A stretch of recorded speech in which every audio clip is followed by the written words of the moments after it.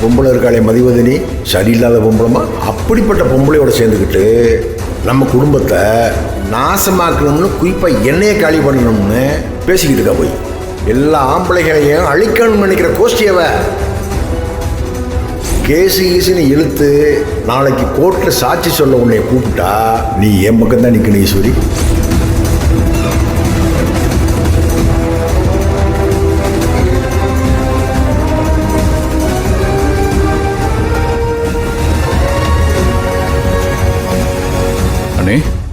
அண்ணா எங்க இருக்க? மேல இருக்காரு. சரி. அண்ணே, நீங்க என்ன ஒரு மாதிரி இருக்கீங்க? இல்ல ஒண்ணும் இல்ல.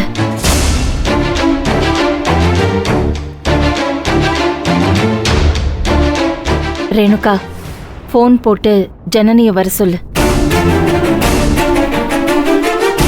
அது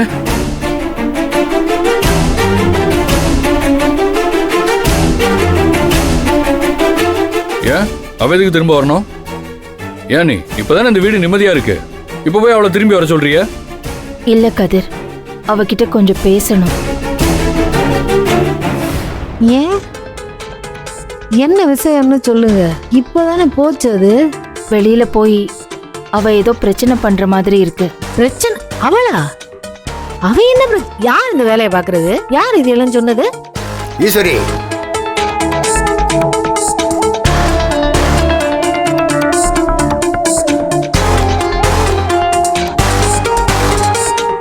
ஏமா இவங்களுக்கு பூடகமா சொன்னா புரியாதுமா. என்ன ஈஸ்வரி, என்னாச்சு?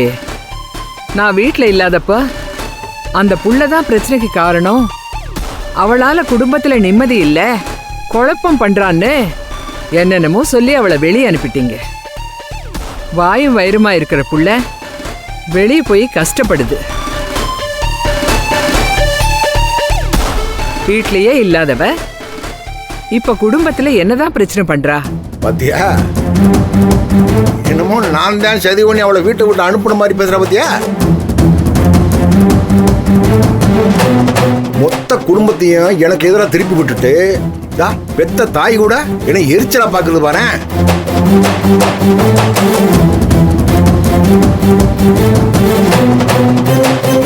நீ ஏன் ஈஸ்வரி பேசாம இருக்க? நடந்தது சொல்லு. அவ வெளியே போய் என்ன பிரச்சனை பண்றான்னு சொல்லி புரிய வை.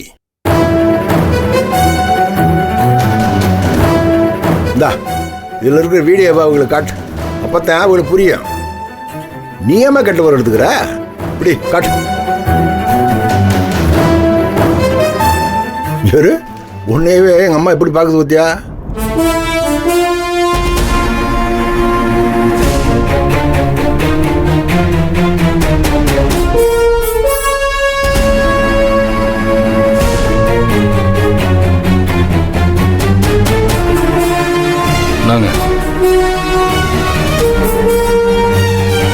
எல்லாத்தையும் அவங்கள்ட்ட தெளிவா பேசிடலாம்.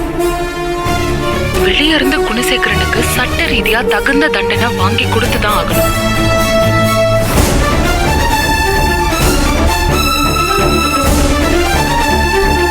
என்னம்மா அப்படியே அமைதியா நிக்கிற? நாங்க என்னமோ திட்டம் போட்டு அவளை வெளியே அனுப்புற மாதிரி பாக்குறிய? இப்ப புரியுதா உனக்கு? அவளை வீட்டை விட்டு நாங்கள்லாம் அனுப்பல. ஒரே கல்லுல 2 மாங்காய் அடிச்சிருக்கா அவன் கடைசி மருமக.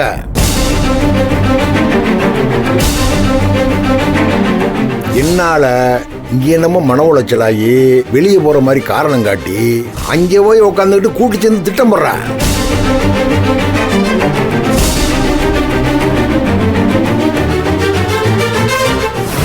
வெளியே போறோம்னு நேரம் அந்த கலெக்டர் வீட்டில் உட்காந்துக்கிட்டு என்னை பத்தி எவ்வளவு மோசமா பேசிக்கிட்டு இருக்க பாத்தியா?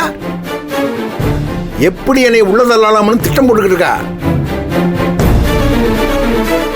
ஏன் நோக்கம் அந்த குணசேகரன் உள்ளதல்லணும்.